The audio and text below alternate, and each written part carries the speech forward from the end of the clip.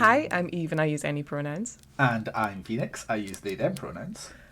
And this month we're discussing Murderbot Volume 1 by Martha Wells. Hell yeah. Woohoo.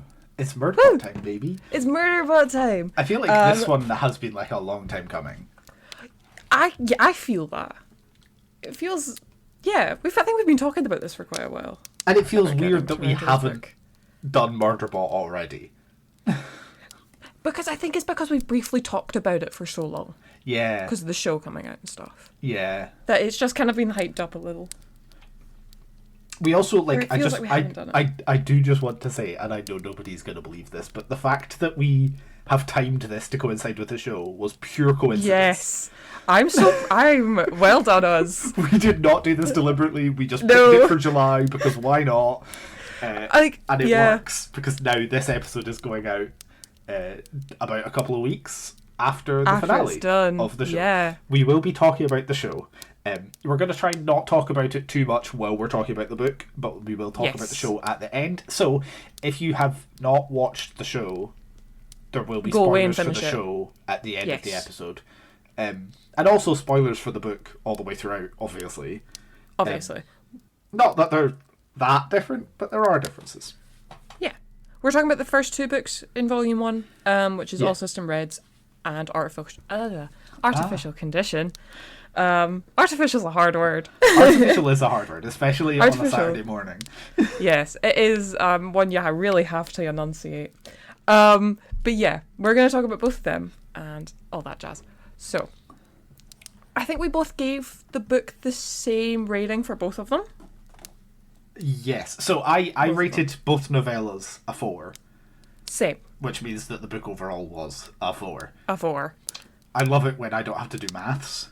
Me too. I was so glad when I liked them equally. Yes. I will say this is that perfect. The things I liked and disliked about each of them were different as well, which was nice. Same.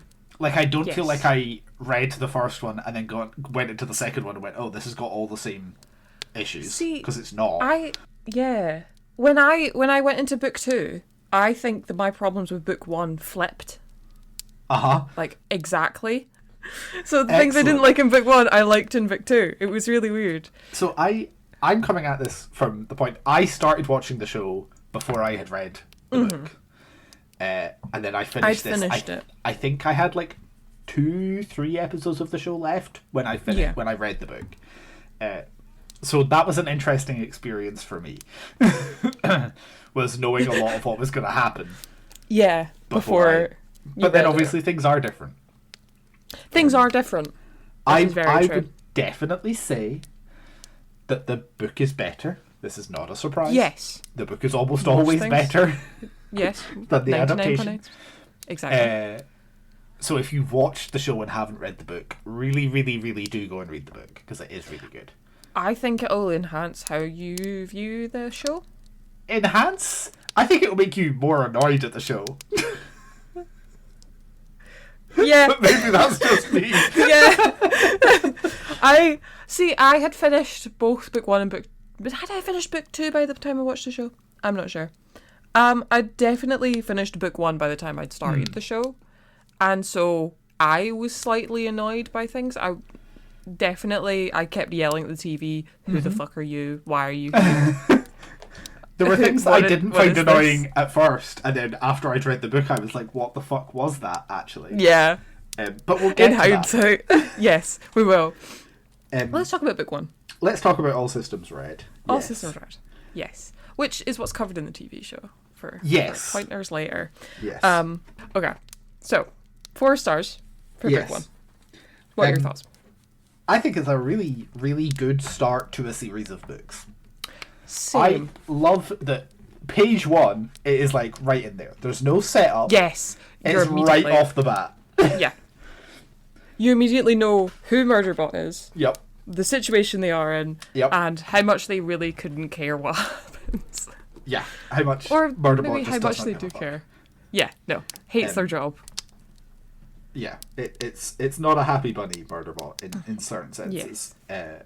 And its whole thing, basically, in case you don't know the premise, is that Murderbot is a security unit, a sec unit, which has hacked its governor module and therefore has like free will to do what it wants. But yes, sec units with their governor modules hacked are considered rogue. They're like people freak out about it, so it has to pretend that it has not hacked its governor module. And in All Systems Red, it is on a job with a group of surveyors from who are called Preservation Ops. Is their like group name, and its job is to protect them, and shit starts to happen. That's the summary. Pretty much. That's what you get. That's what you get. Yeah. I think it's a really good... It jumps right off the bat into the story, and I quite like that. It's in the situation already, and we don't really need to have the kind of like backstory of how it got to that point, which is quite good. That's big ups for being a novella. I think this really worked in novella format. Yep. I don't think necessarily in this style I'd like a full novel, but I know there is one later. But I don't know. I haven't read it. I think a novel... I've not read the novel either, but I could see a novel working as part of a series. I don't think you could have made this first story a novel. No, I don't think enough happens. You would have had to add a lot of stuff. Yeah. To make this that. But I think in this, I loved Murderbot. I don't necessarily know if I liked every one of the characters. I think there was too many. This is exactly what I was going to say. I think this is one thing the show got right, is they cut out 2 people from the show. Because and it worked so much better. There are 8 members of the survey crew. Yes. In the book. Which is madness. When you include Murderbot in that, you have 9 like named characters in 150 pages. It's just a bit too many. Yeah. And I think it does result in certain people basically not having anything to do and beginning to get sidelined a lot, and it's just like a little bit too much, and it made it really easy to forget who was who. Yes. I completely forgot Valescu exists. Yeah. Exists. That and someone else. Wait, hold on, let me get a character list. We have Mensa, Garathan, Bharadwaj, yes, Pinley, Arada, Ratti, Valescu, and Overse. Overse. Oh, I haven't even noted down Overse. Overse and Valescu are not in the show. Overse? I thought it was Overse. I have no idea. Overse? I don't know. We'll I've go not between listened to the audiobooks. I don't know. They say Overse. Okay. Well, Overse, those two are not in the show. At least not as those... They're... The things they do and their traits are sort of merged into some of the other characters. Yes. Like, Penley is still Penley, but they're now married to... They're with Arada. Who was married to Overse. Yeah. And then... Valescu is just sort of there. Yeah. Because they did literally nothing, some of these guys. Like, the mains were obvious, like, Garathan, Penley, and Ratti. Because I think those were like the memorables, and Mensa, of course. I was gonna say, and Mensa. I'm so sorry, Mensa. I forgot about you. The best I can't think of the best one. Literally the best one. Literally murders 2 people. Mensa is an absolute beast. I love Mensa so much. Mensa's She's a fantastic. unit. Honestly, I love Mensa. I think Mensa and Ratti were on par for me. I really liked Ratti. Yes, just because I liked how silly he was. Yeah. But they were like the only really memorable ones. Though. I have no clue what the other 2 were doing there. My understanding is that in later books, the various characters get more fleshed out as time goes on. Okay. That makes sense. It's just it's just a few too many characters for a 150-page novella that is starting a series. It's a little bit much to be like, here's 9 characters. Mm-hmm. And none of them die. They're all still there. None of them die. So it's just like a bit like, oh god. Kind of big ups for not killing any of them. That's kind of cool, especially with a character called Murderbot, but I feel like it could have used death. Quite easy. Yeah. Given the circumstances, to be like, I've written 9 characters and one of them at least is going to be killed off, and then but actually no, that doesn't happen, and I appreciate that. Because it would have been really easy to be like, oh, Oversay, go and check on Deltfall, please. we haven't heard from them again. Or, indeed, the very start of the book. Or, Bardash true. Just and eat them. Valescu get attacked Whatever by a big fucking sandworm thing. The sandworm creature. And Bardash, like, nearly dies, and then is taken to the med bay and spends most of the book in the med bay and is fine by the end. Yeah. I feel like some authors would have been like, no, I'm just going to kill off Bardash, actually, right off the bat. Big ups for not committing murder. I'm glad she didn't. Yeah. Good for Murderbot for not letting someone get killed. Big ups. I think a lot of them were quite lackluster as well. As we've just said, there were too many characters. The shining personalities, obviously, being Murderbot. I just love how sarcastic and how, like, don't even want to be there, like, at all, and would rather be watching their shows. Like, I feel that so hard. Murderbot is a so fantastic relatable. character. They just kind of nailed it. It's very much like neurodiverse. Oh, right? Absolutely. The representation is so you can like ooh. And asexual. Love it. Oh, big time. Which we will talk more about.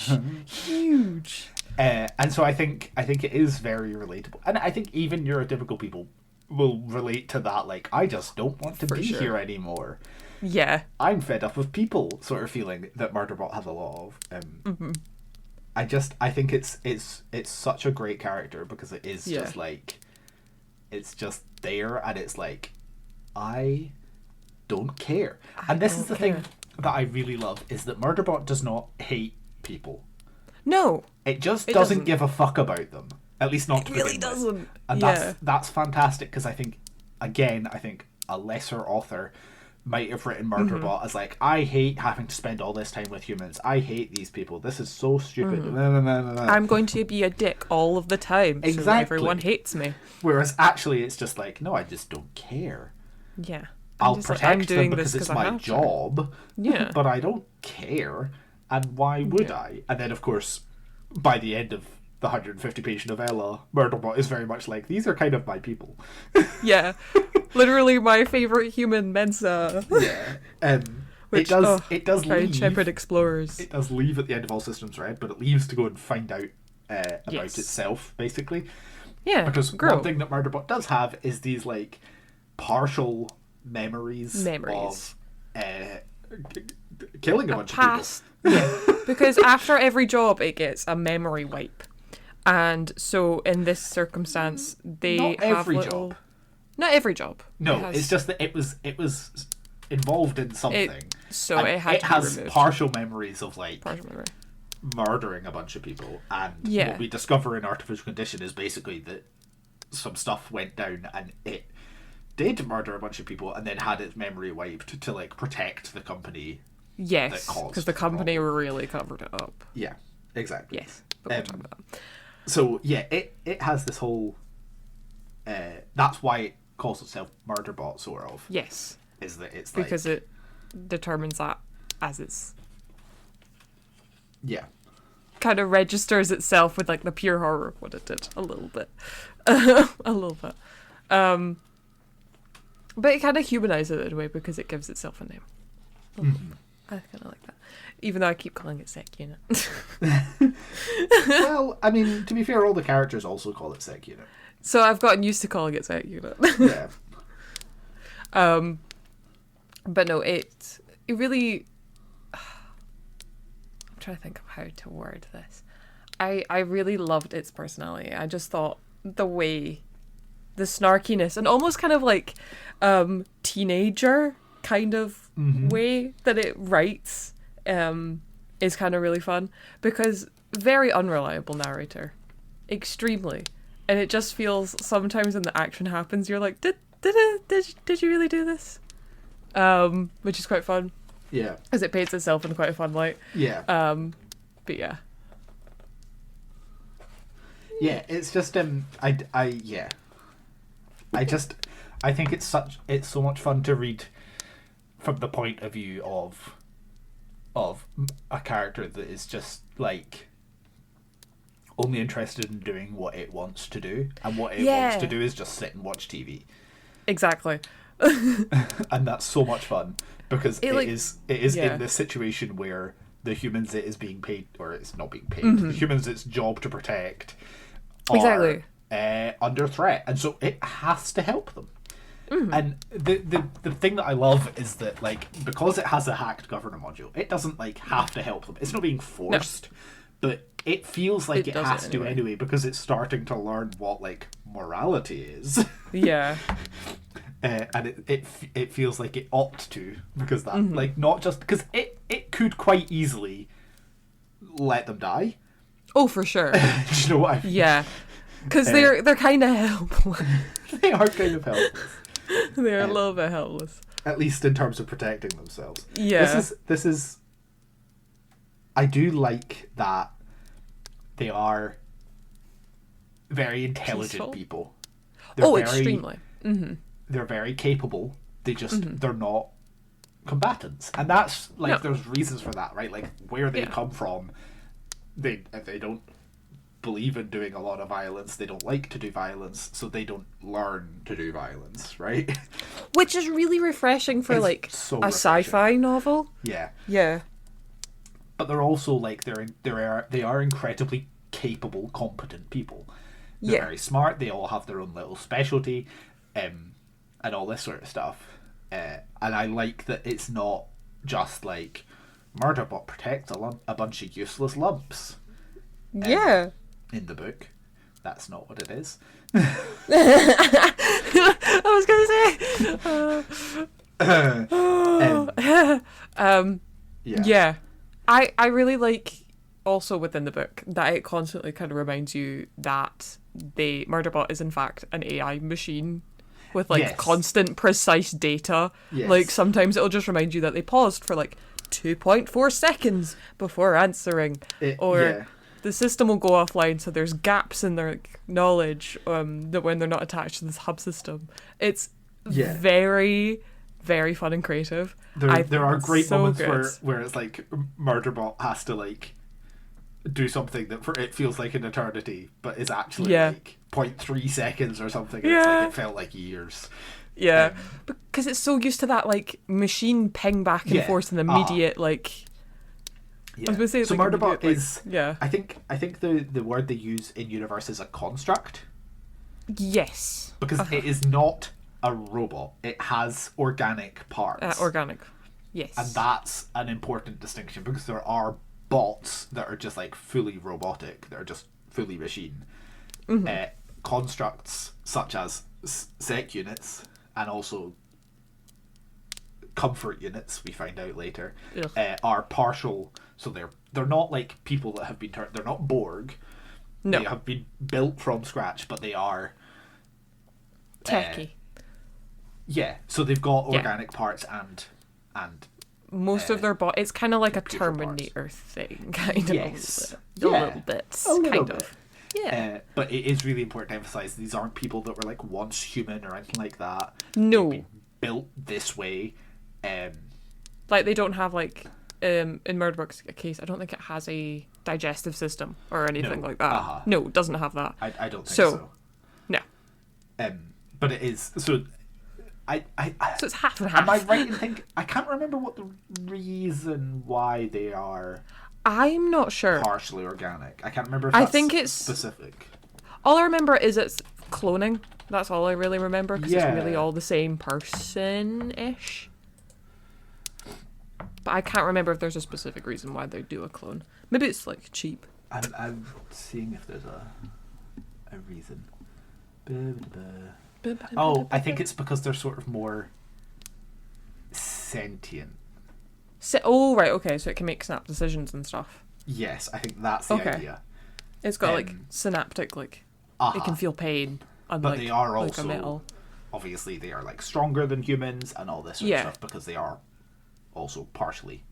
Not to be mistaken with augmented humans. No, like so this is the other tier. Is that exactly? Yes. On the other side, we have humans who have augmented themselves in some technological way. Garathan is one of them, and they I want to can see more of that. interface directly with computers, with Yeah. constructs, etc. But I do like that there are parts where Murderbot is like there's a bit where Murderbot and Garathan are connected. Mm. And I like that Murderbot is very much like, God, he's so slow. Yeah. It's like, I can do this so much faster. Honestly, because they're more advanced in a way as well. It's really fun seeing that kind of this human trying to I love specifically Murderbot and Garathan's relationship. I love the hatred. Well, big fan. I think in the book, it's more that Garathan is just like a bit wary. Because Garathan of like specifically did not want a sec unit with them. Yes. And in the book, obviously Garathan is also because he's augmented. He is the one who discovers that Murderbot calls itself Murderbot. Yes. And so he's just a little bit more wary of it. The show amps that up in a way that I didn't love, but we'll talk about that. Okay.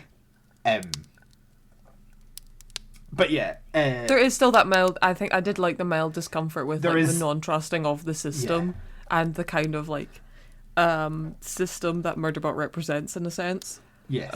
Yes. And how Garathan like reacts to that. I like that a lot. I did particularly like the sort of relationship that Murderbot has with Mensa. Mensa is the one consistently that Murderbot, because Mensa's sort of the leader of the group, and so she's the one that Murderbot sends most information to, gets along with the best, all this sort of stuff, and obviously then, as we were saying earlier at the end of the book, Murderbot is like, and that's why I had to leave even you, my favourite human, Dr. Mensa, which is just incredible. After being freed and placed into their care, and I just, yeah, I can't wait to see them more in future novels. I hope they're good. I'm sure I'm definitely sure Dr. Mensa would be very understanding about it. Oh, I don't wanting to leave. Yeah. I don't think that's gonna be a major problem, but that got me. We should clarify. So they're on this planet. They discover that there is a group on this planet who are Greycrests. Called Greycrests, who yes are, I think, investigating alien remnants. Stealing alien remnants. I'm pretty sure they're stealing or have discovered them and are like deleting maps to hide themselves. Exactly, and then they destroy another group, Deltfall. They kill them all to steal data. Well, to prevent them from finding out, telling anybody that there is, yes, and that there are alien remnants on this planet. And then obviously they end up trying to kill Preservation Ox as well. Preservation Ox, with the help of Murderbot, are able to prevent this and launch a beacon that gets them rescued. Murderbot nearly dies. Yes. And then awakens again on a new space station and discovers that the Preservation Ox crew have bought it and are planning to take it home to Preservation with them. And Mensa's like, hey, you can come live on my farm. You don't have to shoot shit. You don't have to get shot at anymore. It'll be great. You don't have to wear your armor. And Murderbot's like, that sounds great. But also Murderbot is like, I now have an opportunity to go and find out what happened to me. Literally, yeah. And so that's why it skedaddles. Yes. I really loved the plot of this. I think using the kind of like alien remnants was really interesting in the sense that you can see Murderbot actually had a kind of good plan-ish. I really enjoyed it goes back to the ship to like get Mensa for the team because they're making a kind of like deal with Greycrest, and so it kills the other sec unit that Greycrest has, and it disguises itself as the unit and takes Mensa back. I think that worked. I found that really, really well done. I thought that was a really good plan until it wasn't. It gave itself away because it was dumb and just started shooting because they wouldn't. Okay, but I wish we got a little bit more time with Grey Chris, but I understand why we didn't. Yeah, I think it's one of those things that it's the constraint of a novella. Things have to happen very quickly. Especially when you're introducing. This is the first book as well. Yeah, and you're introducing the world and the people in Murderbot, and But I think I know what you mean. It would have been nice for that to have lasted a bit longer, but it lasted a bit longer. Because I felt it was very short and snappy, much like the ending. Because I just, I wish, I know the nature of the story itself is going to be, it's quite short and sweet, and the diary's unreliable, but I just wish we got a little bit more description of the humans and the environment and the tasks, and a little bit more of that, and I completely understand why we didn't get this in this situation, because Murderbot is kind of going through the motions of its tasks and the team in the beginning, but I would have liked it a bit more in this. But I understand. And then we go on to artificial condition. Oh, yes! So artificial condition starts literally where All Systems Red ends off, which is Murderbot basically on the run. It's having to hide and make it not obvious that it's a sec unit. And it is trying to travel to the planet where it had this previous job that it has vague memories of. Which I can't remember the name of. Hold color. Oh, wait. I know their name is now Eden. I know its name's now Eden. Where the fuck did I put the place? I can't remember where. Ravi Hyrule. Thank you. Ravi Hyrule mining station facility Q station. Yes. So it gets on a ship to go there, an empty ship with no human crew on board, and as it's flying there, it discovers that this ship is very intelligent. It's a very aware bot, and Murderbot calls it ART, which stands for Asshole Research Transport, which is fantastic. I think it's so fun. And at first they, there's a little bit of wariness, and then they start to get along. Murderbot starts to share all of its shows with Art. And eventually they get to the mining planet. Murderbot goes to investigate, ends up tangled in some other stuff with a group of humans who have had their research stolen. And then tries to help, or is able to help them, is able to find out what happened to it, and that it was hacked, basically. The other sec units on this mining job were hacked and killed everybody, and then but that was an accident. Was wiped. Because the subsystem was hacked, and that affected the sec units. Yes. It seems that way, as far as we can tell. But similar to the first book, Art is just amazing. The way they've done, the way that Martha has done artificial characters, AI, robotic constructs, is just really funny. They all seem to be very sarcastic, and I really, really enjoy that. I loved the kind of specifically, I loved the scene where Art is chatting about their asteroid deflection system and being oh yeah, I have an asteroid. You have huge artillery guns attached to you. It's a deflection system. Yeah, it's definitely just to save us from asteroids. That's all. It's to save us from asteroids. I really enjoy that. And it's bullied everyone. That there's a lot of sort of mystery around why Art is the way it is. Yeah. Murderbot does not ever work out why the fuck Art is so smart, why it is so well armed, or anything like that. I think art does show up in later books. I'm excited for that. I suspect there will be more information. Yeah, because what we gather from this artworks for is owned by a university, and that is never explained. No.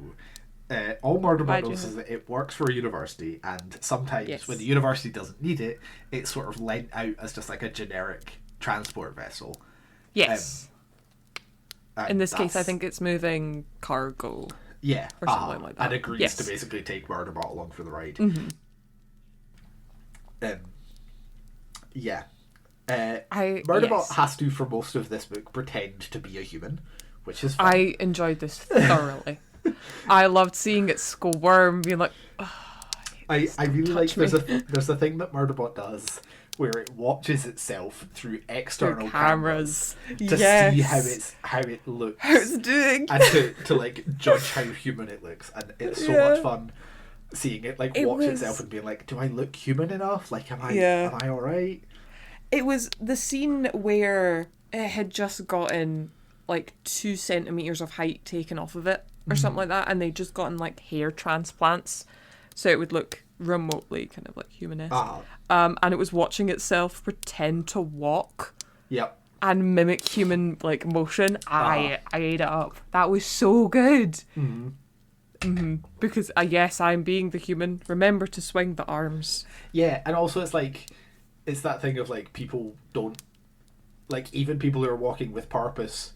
There's like a different kind of body language to like how a sec unit would walk. Yeah, because they were very rigid and stiff. Exactly. So that's very. It was very fun. But it was also a little bit sad because then the governor module is making them stay very, very still at all times. Well, I don't know that that's the governor module, or so like that's just like what the humans. It's like. Yeah, it might. Yeah.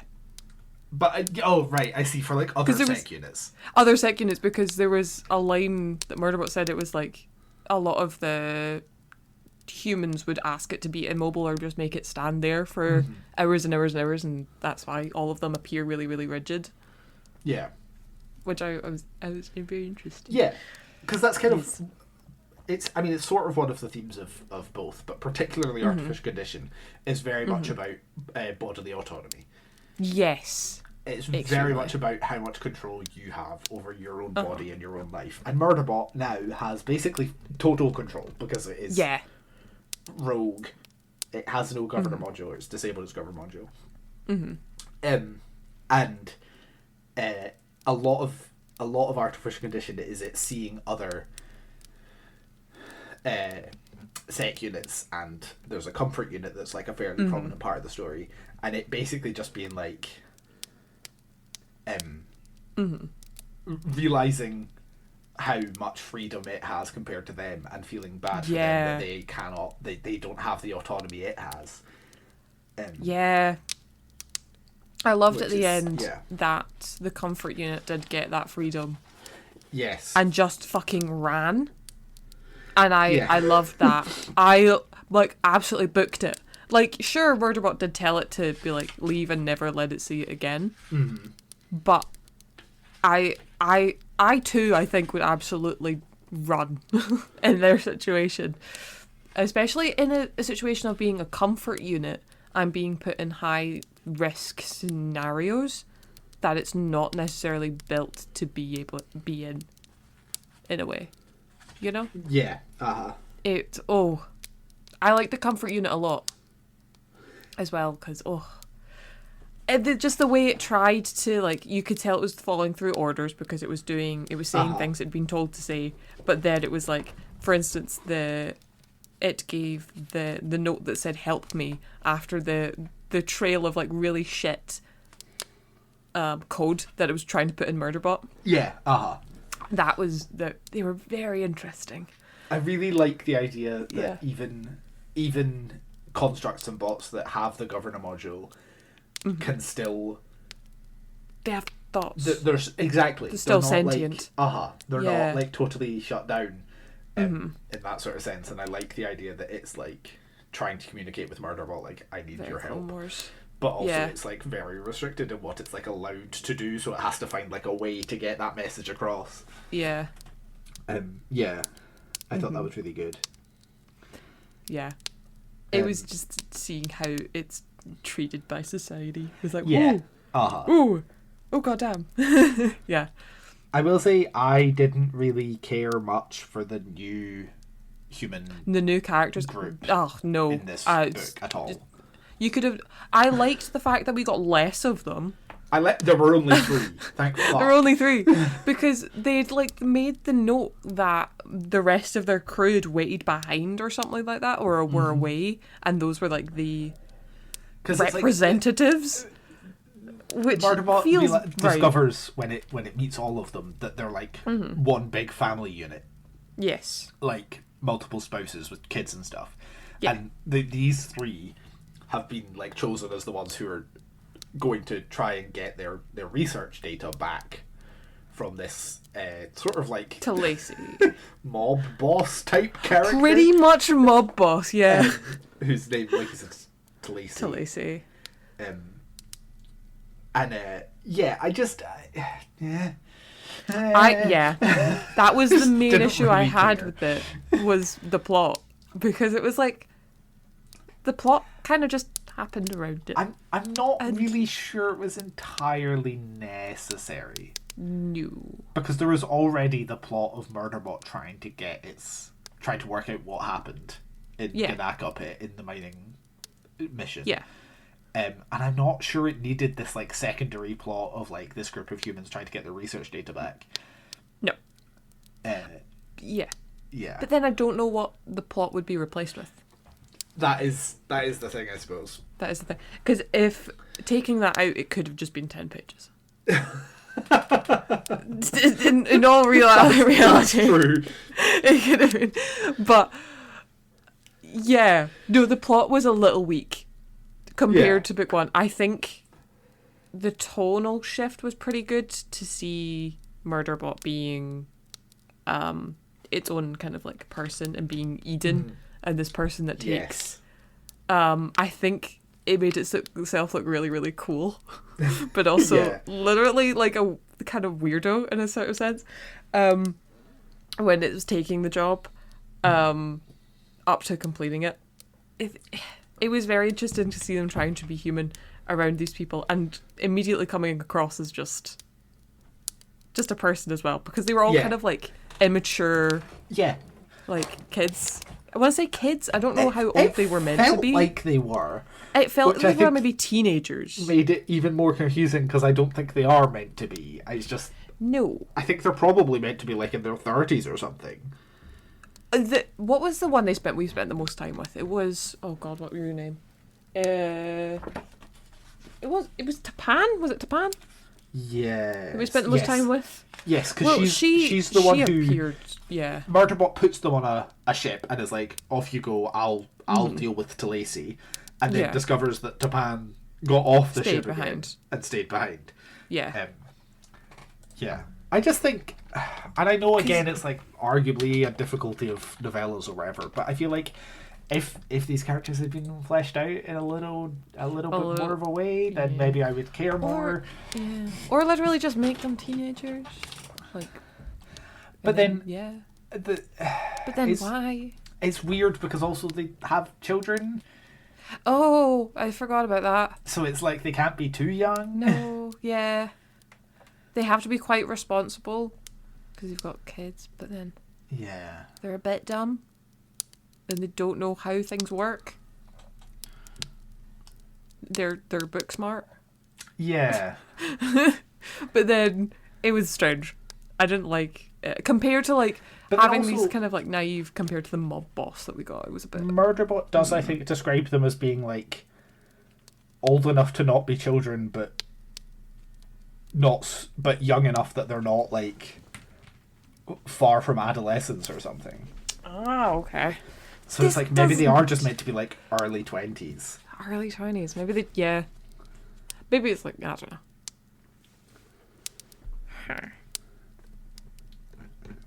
Which like grab my notes. Would make sense. But then it is like, so it's I think it's the 3 of them, and then I think there's 4 other adults and 5 children in this group. They should have just been made one of the children. But I guess you could say that it's like,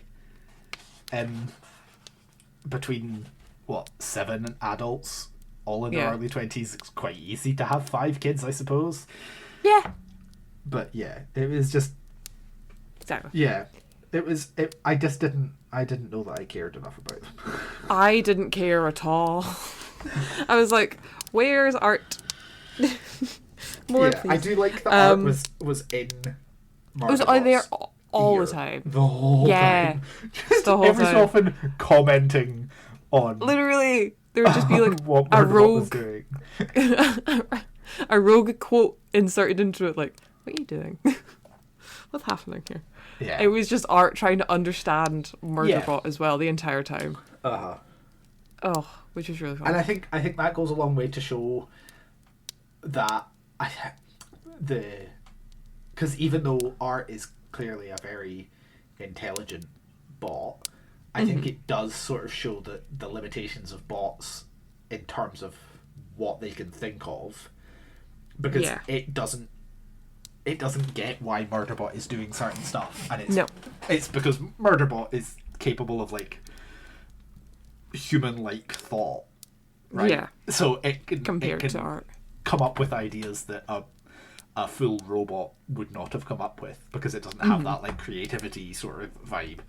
For sure. So I think there are those moments where you sort of highlight the advantages, I guess, of a construct as a sec unit, is that it does have that ability to like make decisions that a bot wouldn't. Yeah. So that was fun, and I do look forward to seeing Art more.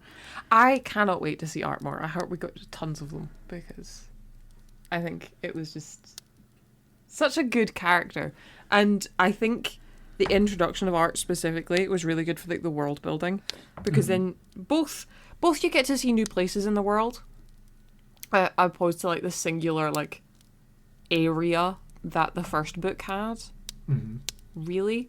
But it also gave kind of like Murderbot making its own friends and connecting with things it enjoys as well. Art is the first time that Murderbot has made a friend ever, and probably the first time it's ever really properly interacted with like another intelligence without being like part of a job.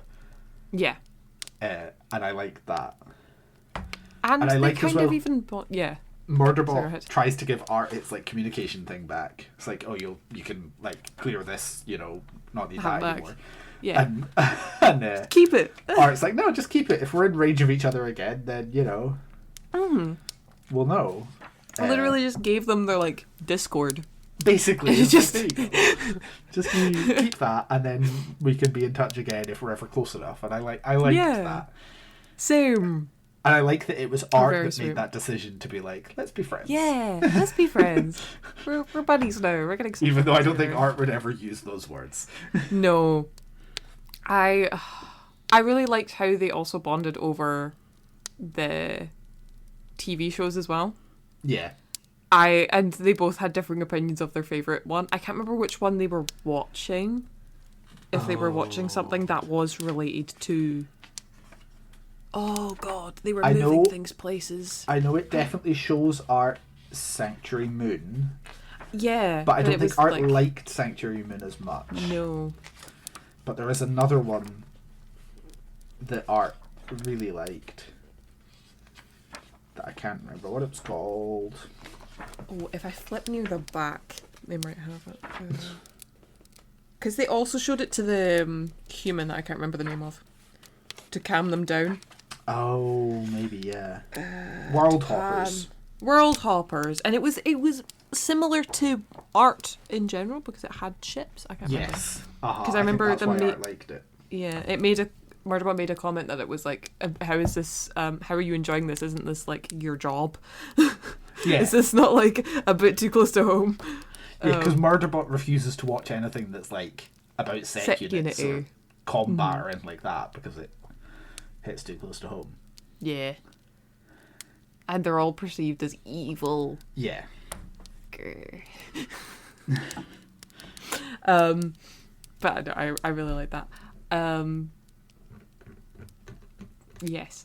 I think that's everything I wanted to say about artificial condition. I want to make a quick comment about the asexual representation Yes. in this book. I thoroughly enjoyed it. I think because Murderbot is finding its like humanity in a kind of sense. I was really glad that they didn't go down the road that robots become human because it feels romantic love, which because I think that's really overdone and a little bit fucked up in some some places.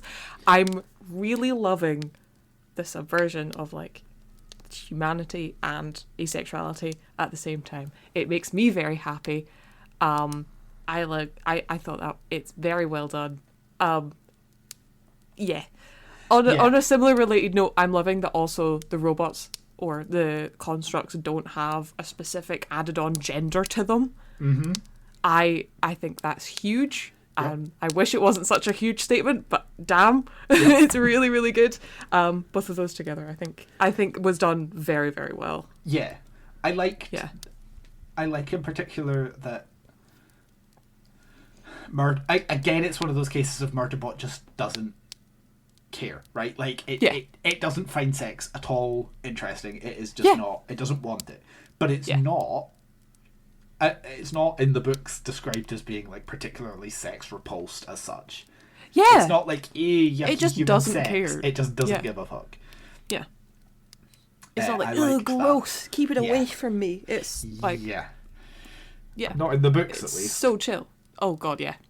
Oh god.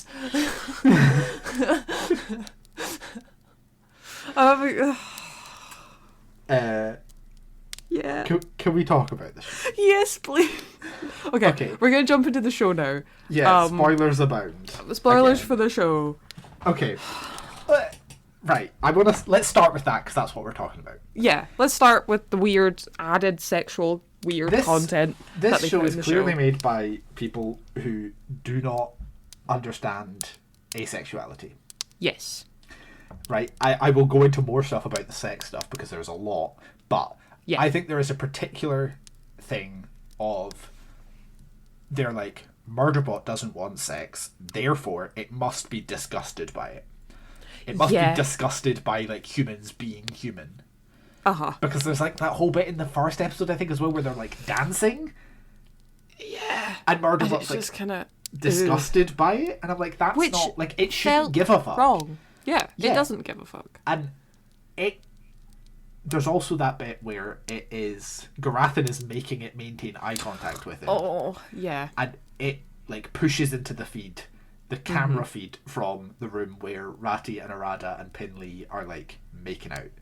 Yeah. And it does this because like to get Garathan off its back, basically. Yeah. But it's clearly presented as like Murderbot being like, here, watch this disgusting thing instead. Yeah. And here, watch this happen. Ew. It really annoys me that it's a thing that happens a lot. Yeah. People who are not ace write ace characters as if they all must find sex to be the most vile, disgusting thing. And a lot of ace people do, and that's fine. Yeah. But it's Murderbot in the books is never like that. Murderbot just not interested. Outrightly say like this disgusts me, or it just gives any like physical indication that they're repulsed. Exactly.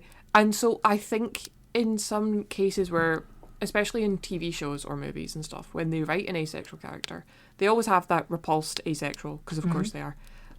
But they always cram it, because they have the asexual character, they feel like they need to include so much sexy content. Sex for the asexual person to be disgusted by. Yeah, they feel like they really need to push it forward. Like anything with Labibi. Labibi should have been shot dead far sooner. Right.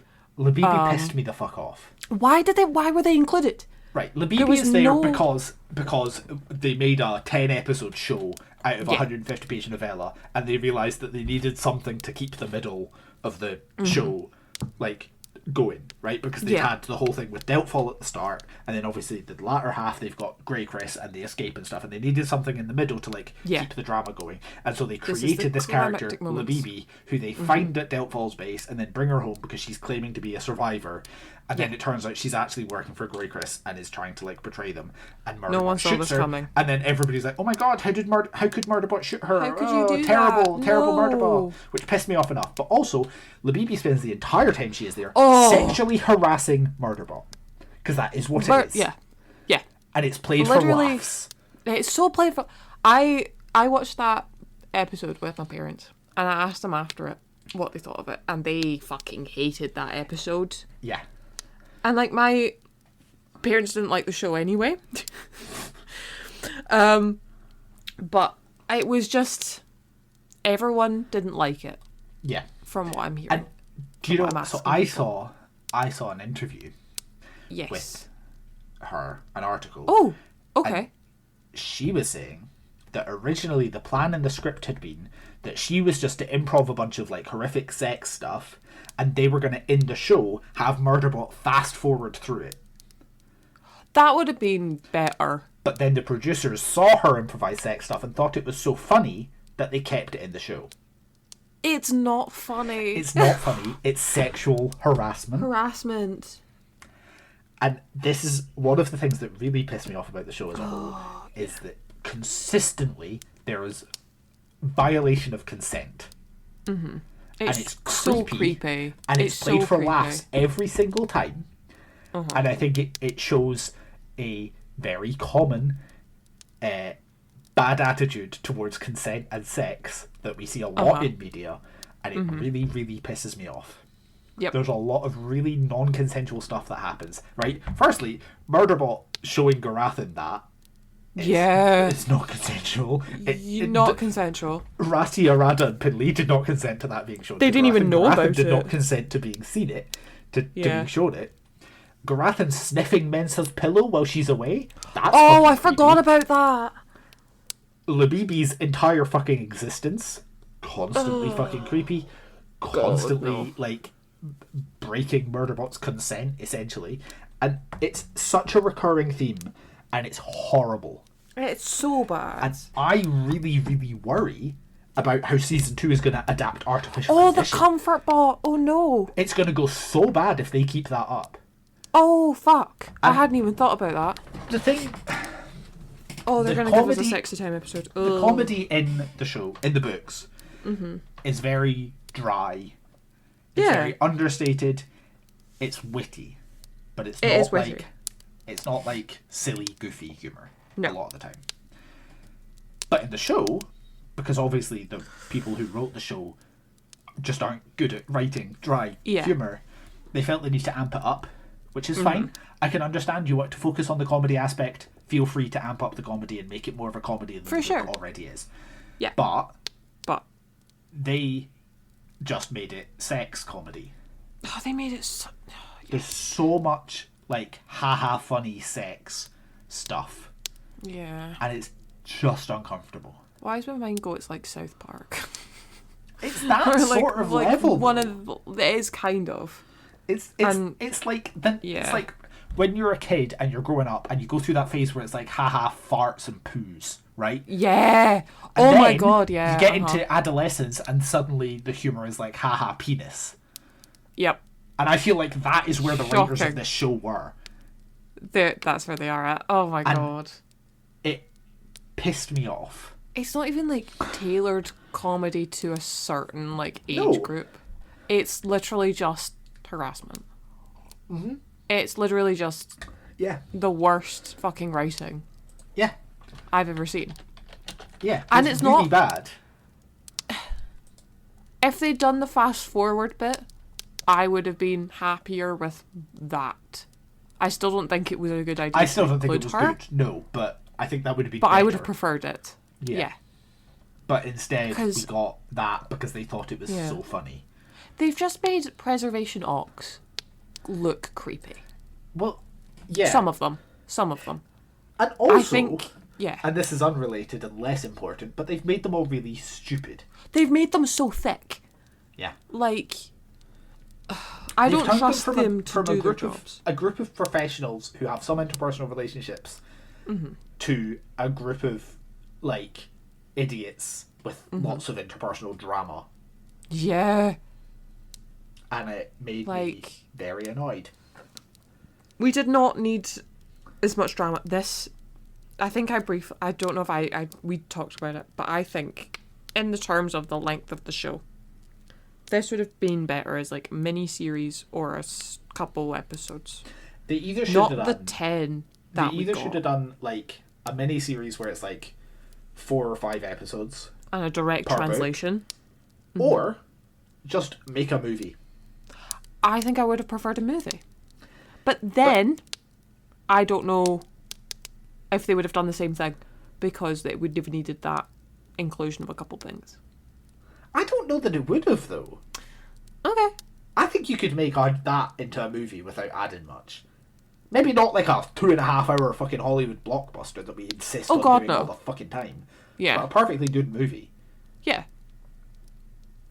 Because you could make it like... A lot of animated movies, for instance, are like an hour and a bit.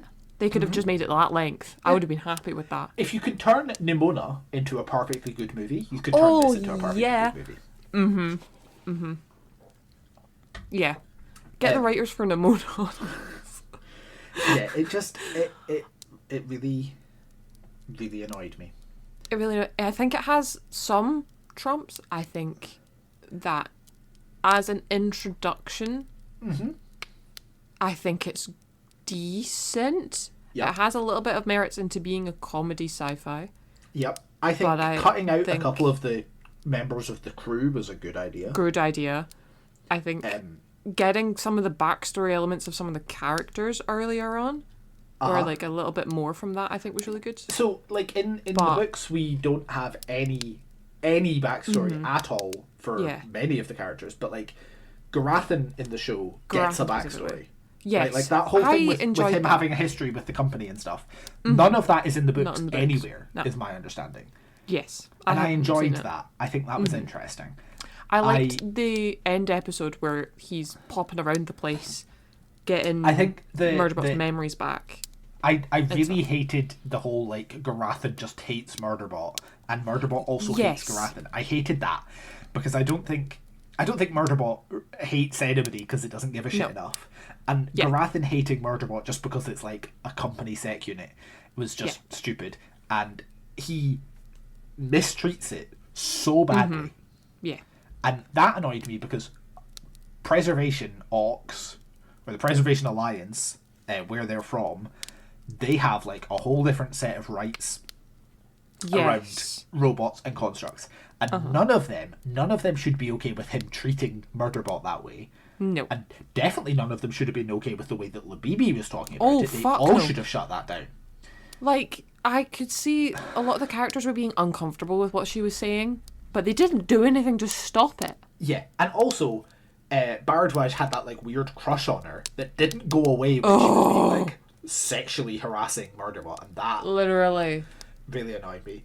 I will say I did like that towards the end. I think it was very predictable, and I think it could have been better. Yeah. But I liked the sort of Garathan accepts Murderbot. More. That is the part I liked the best. I don't think it was entirely necessary because it's not in the book, and the book is still fucking fantastic. But I think they felt the need to have this like constant antagonism, and I appreciate that they were like Garathan is the one who helps bridges the gap. Yeah. I appreciated that. Yeah. I really enjoyed the end scene where they're talking. Grathan's just woken up, and Murderbot's about to leave. I kind of enjoyed their little conversation of like, I get to show you the ropes around the place, and Garathan seems kind of like hopeful and stuff. I liked that side of their relationship. Yes. A lot more than I think I did say earlier that I liked their hate relationship, but I more meant the kind of like uncomfortableness between them. Yeah. Rather than the hatred. I think it would have been totally fine to do Garathan not quite trusting Murderbot. Yes. Mm-hmm. Right? But what we got instead was Garathan and Murderbot actively hating each other and like actively antagonizing each other. And I think that was bad. Yeah. I For sure. I really think they nailed Mensa. Yes, I think Mensa was amazing. I think the actor that played Mensa was impeccable Fantastic at casting. showing the emotion. And I like of Mensa. that I like the whole panic attack thing that they gave Mensa. I really liked it because I it think gave that that really really I good think- message Yeah, I of think like it, doing it scared and stuff. I really yeah, liked. exactly. I think it really Made them works very for, powerful. for who she is as a character to have that added thing of like she has this constant anxiety because she feels she has to protect everybody. Yeah. And whenever stuff starts to go wrong, she panics because of course she does because she's not Yeah. done this before. She's a mother hen in a Yeah. like bad situation. Yeah. I think they cast her really well and they wrote her really quite well for the most part. I love the scene specifically in the hopper where Mensa's having the panic attack, and so they watch an episode of Sanctuary Moon, and then Murderbot just starts singing it, and it was, I think, you can both just see Murderbot's kind of like the Mensa realizing Murderbot's humanity in a kind of sense, but also being kind of calmed by a premium high quality TV show. I think I would say that the casting on the whole was really good. Yes. I was not mad with anyone apart from the baby murder. Yeah. Yeah. Yeah. My one other issue that I did sort of have is in the book they're written much more as all sort of being a bit more of like a peer group. Yeah. And then in the show it feels like we have Mensa and Garathan and Bharadwaj who are like older, and Pinley and Arada and Rati who are like younger. It's the two groups of like and it's a bit older weird adults because and younger adults. There is that flashback bit where they're doing the bittersweet thing. And I think it's Bharadwaj talks about having a crush on Pinley. Yeah. And it's just like it doesn't quite work because you're like, how old are you meant to be? How old are you? Yeah. It just... Bharadwaj in particular, I feel like, got hit with it. I think it's because she... And I don't mean this in any way as, like, offensive to the actress or whatever. I think she looks a bit older than like, Pinley and Arada and Rati. Yeah. But also there are times where she acts really childish. Yeah. Particularly around Labibi. Which really pissed me off. How could you have a crush on Labibi? Oh, I know, it was weird. Like, and it felt weird to have that sort of disconnect between. And in the book, there's a bit where, right near the start, when Murderbot's sort of going through all the relationships, as it were, and it's like, and I'm pretty sure it mentions something about Pinley. I think it's like Pinley has a crush on Mensa. And also Pinley and Bharadwaj have like had a thing in the past and sort of still flirt a bit. And that works when they're a peer group, but I don't feel like they'd seemed enough of a peer group in the show, and it felt a bit weird because of it. Let me see if I can find it. But yeah, there was something like that. Yeah. And I think, yes. Let me just read this page. Oversea and Arada were a couple, but from the way they acted, they'd always been one, and they were best friends with Rati. Rati had an unrequited thing for Pinley, but didn't act stupid about it. Pinley was exasperated a lot and tossed things around when the others weren't there, but that wasn't about Rati. Valescu admired Mensa to the point where he might have a crush on her. Pinley did too, but she and Bharadwaj flirted occasionally in an old, comfortable way that suggested that it had been going on for a long time. Yeah. Yes. And that feels like the dynamics you would have in a group of people around the same age. And I'm on board with that. It just felt a bit weird in the show that they've sort of don't feel like they're all the same sort of age. Yes. It felt more like segmented between groups of friends. Cool to judge people for an age gap or whatever, but let's face it, sometimes it's creepy and weird. Yeah. And it just felt a bit odd. But I do feel like on an individual level, the casting for each of them was really good. It was really good. So it's I don't know. Yeah. I think my only complaint about the casting, and I think he does a really good job. Okay. Alexander Skarsgård. Yeah. I think he does a really good job, but I do kind of wish that they hadn't cast a white man. See. Because Murderbot is not... Murderbot is... like, supposed to be Is it meant to be... Yes. And I will say as well, I know in one of the... I think there's like a short story. And in that short story, there is an illustration. And that illustration has Murderbot looking darker skinned. Oh, okay. Here, I'll send it to you. Please do. Okay, I haven't seen this. Right, so the person in the air in this picture is Murderbot, right? Okay. And then from left to right, so we've got, I think those are Overseas feet on with the Arada's bangle. lap. Okay. And then Ratty is the guy sitting down with his arm out. Underneath Ratty's arm, that's Bharadwaj. Okay. And to the right there is Pinley. Oh. Right? Pinley looks great. Damn. Yeah, I know. Damn. It's just a bit weird that it's like that's Murderbot and what we got. And I think he did a really good job. I want to really emphasise that. I think he did a good job as Murderbot. But I do just kind of wish that maybe we didn't get just a white guy. A white guy. Yes. I like him as Murderbot. I think it's great. But I did think that hiring the white man, emphasising that he did a great job, does gender Murderbot slightly in the viewing of people who are only watching the TV show. Yeah.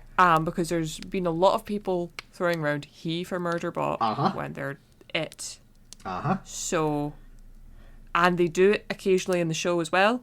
Yep. And it has to be corrected. Yep. And it's usually Garathan that corrects them. Yeah. And I think that makes sense. I understand because the people from Preservation Alliance, obviously, they have different blah blah blah. Fine. Viewing of But so I'm looking at the Murderbot wiki. Murderbot is never described visually in the books. Yes. Apart from like it's described as having hair, right, and stuff like that. Yeah. But the color of the hair, the color of the skin, none of that is ever described. But it does say here. Author Martha Wells has said that her mental image of Murderbot has a medium brown skin tone and a lean build. So not Alexander Skarsgård. So the writers read Murderbot and went with a sexy TV show and with a white man. Yeah. And you know, I have seen people suggest that they should have got Vico Ortiz to play Murderbot. That would have been so good. Oh, I am eternally now angry that that's not what happened. If Vico Ortiz doesn't become one of the other sec units, I'm going to be pissed. Because in the book, going back to that, in the book it's stated that they're all the same. Like they're a clone, they're a carbon copy of pretty much everyone. In the show that's different. Because there's different versions of the Murderbot. From what I can understand. This gives them the opportunity to Vico Ortiz the TV show. Yeah, but like I say, I think he did a really good job. I think he's really good in the role. I do just kind of wish that they hadn't felt the need to pick like a traditionally attractive white guy. Yeah, I think he's a good actor. He is. I think, like I say, I think he's fantastic in the role. He's fantastic in the role. I just don't think he was right for it. Yeah, I wish that the casting team had not felt the need to, like you say, basically gender Murderbot in such a way and to make it like, because there are plenty of people, and it will continue, who will just look at that and be like, oh look, it's a him, it's a man, and that's not right. That's not, it's not right, and it does kind of annoy me.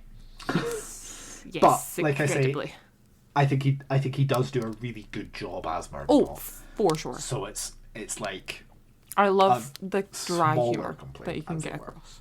Yes, Yeah. but for sure. Okay, I don't Yeah. have anything else to say about the show. I feel like Neither I got do all my I. rant out. I think we've covered it. Yeah. There might be something pops into my brain later, but for the most part, yeah. So, would we read another book by this author? Yes. Yes. Martha I wanna Wells has read- written a shit ton of books, by the way. I want to read all of them. Like, not only Murderbot books, she's written like a lot of books. Yeah. I need to pick one. Did you read another one? You've picked up another one by Martha? I don't think I have. I thought you did. Or was I thinking of another author that we read from that you picked up? Maybe. Maybe. I don't think yes. I've read another Martha Wells book. Or at least have it. I can't remember.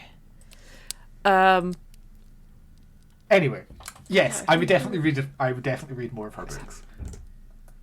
Sorry, my neighbour started playing music outside for a second there. We're Oh. good. I was like, fuck. Let's wrap it up real quick. Yeah. Why do you do car noises? You rev it up. Oh, I said wrap it up. Oh. Anyway, is that the noise you make when you're like wrapping somebody's present? Yeah, it's when Yeah. I'm wrapping my gifts, I'm like, yeah. Okay. And would you recommend this book? I would.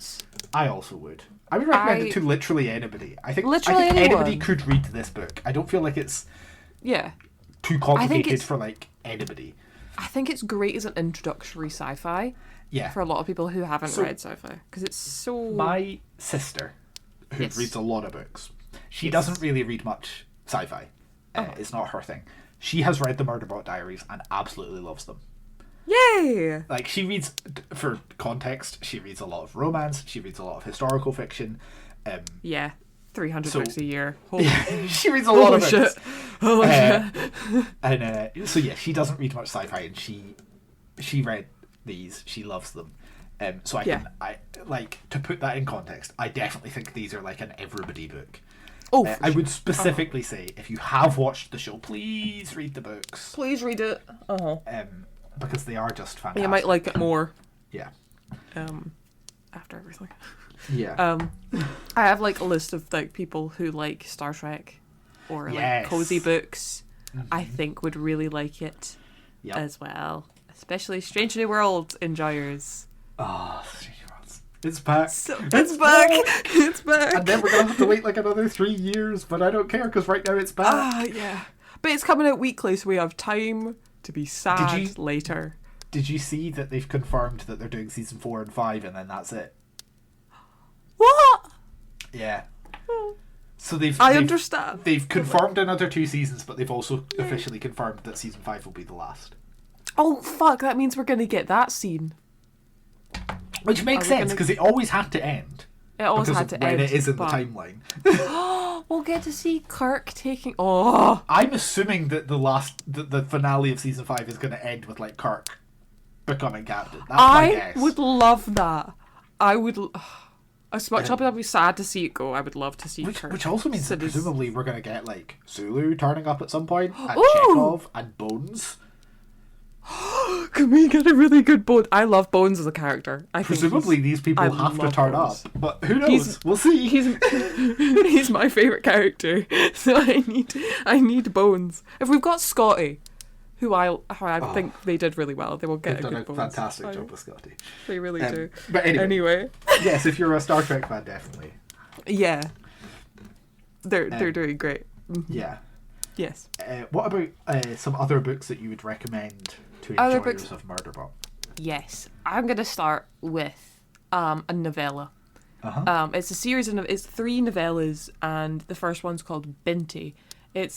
I'm so sorry if I butcher your name, Nayade Okafor. Basically, Binti is offered a place. Binti, sorry, is offered a place at Umza University, which is like a higher You're meant to learning. say Uzma as in I was. fucking- It's because we talked about fucking Emperor's New But Groove. never. Is that her name? Isma? Isma, yeah. Isma. Anyway, she's Sorry. offered she's offered a place at university. God damn. She's offered a place at university in space. And to go to this university, she basically has to leave her planet and her family behind.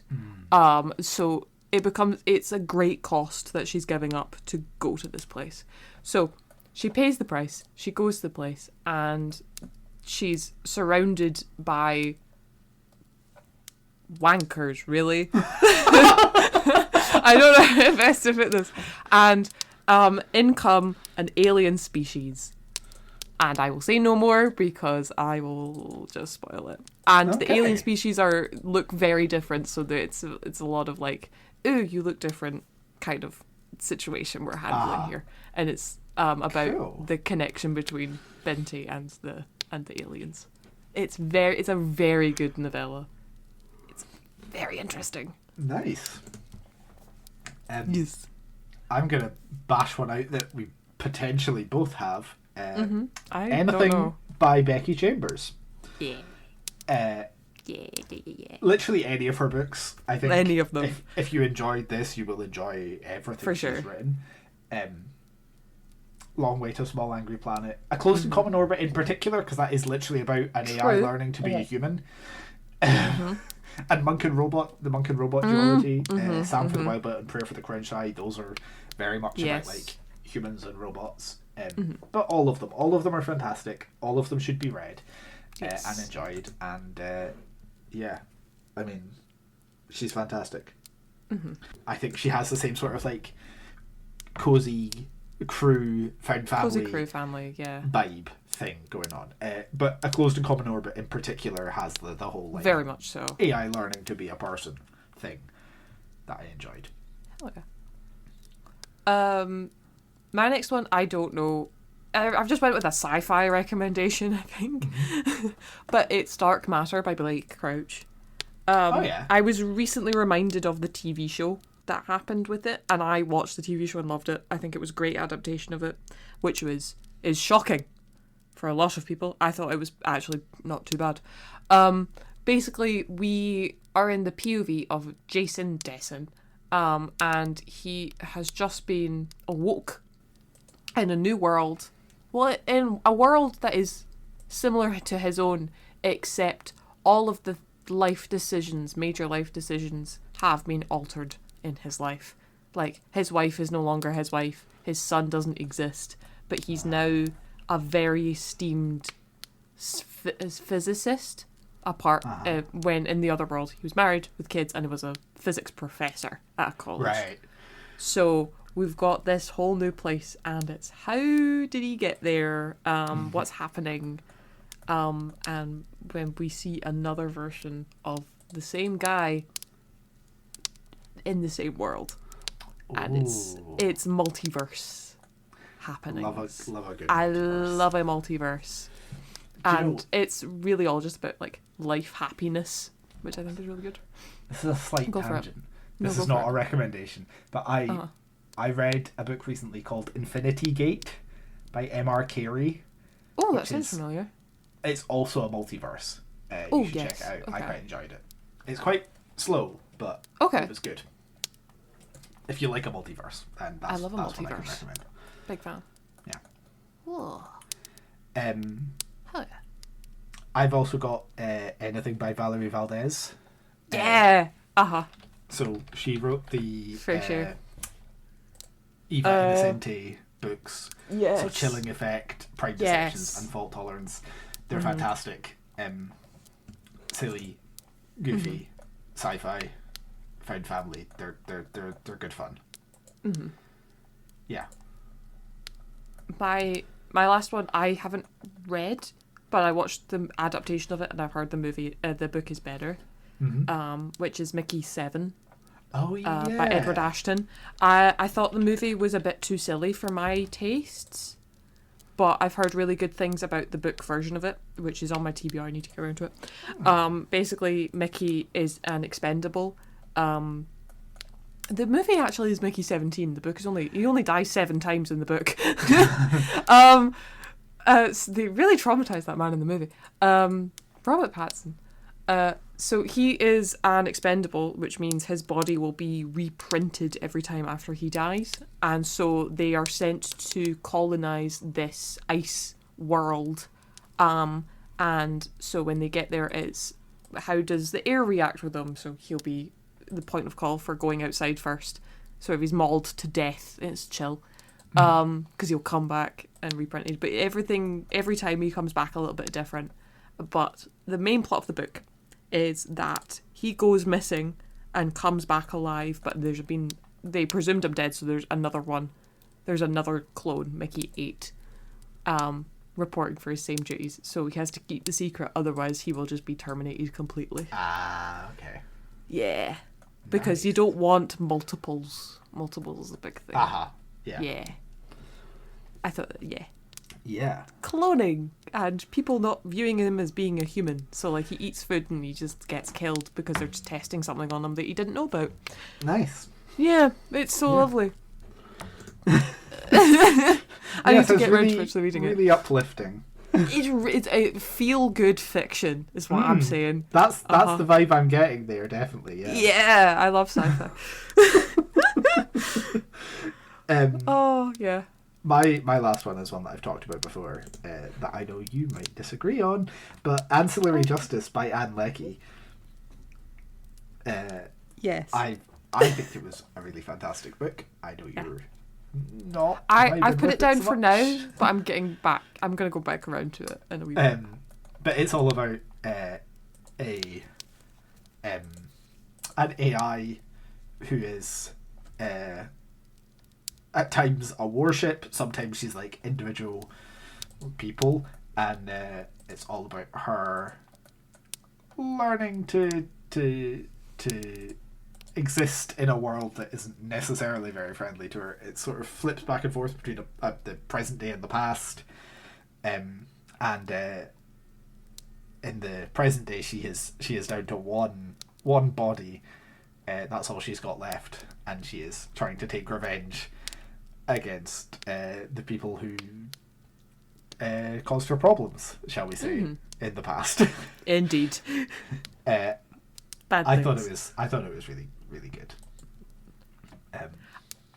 I think it's just because I'm in a reading slump that I'm not liking it as much as I think I should be. If you don't enjoy it, you don't enjoy it. Sometimes this that's is just how true. it goes. Yeah. Yeah. That's all of mine. Same. Okay then. So, our next month's book club pick is Emily Wilde's Map of the Other Worlds by Heather Fawcett. Otherlands. Fuck, I read it verbatim and I said the wrong word. Otherlands. Emily Wilde's Map of the Otherlands by Heather Emily Fawcett. Wilde's Yes. Yes. We read... Yes.